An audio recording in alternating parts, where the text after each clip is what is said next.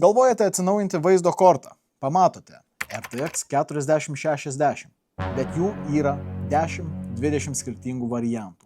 Tai klausimas yra, ar gamintojas vaizdo kortos, third party gamintojas, yra svarbus našumui?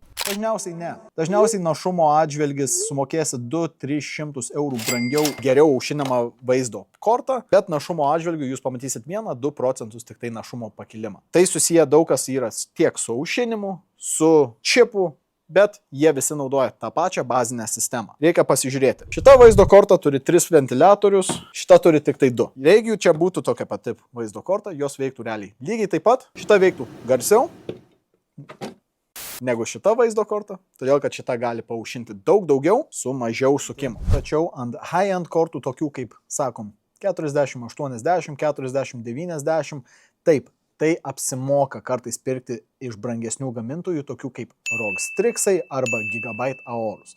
Tai yra dėl labai paprastos priežasties.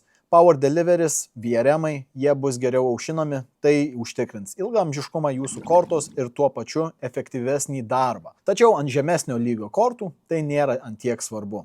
Tai ar rinksitės Palitą, Asusą, Gigabyte'ą, Bibabaitas, Terabaitas, petabaitas. Ja, realiai jums reikia nuspręsti, ar jums tai verta, ar pigesnė vaizdo korta tiks pagal išvaizdą jūsų sistemoje, ar jūs norite išleisti daugiau pinigų dėl truputėlį efektyvesnio aušinimo, ar jums svarbu viską sutalpinti į biudžetą.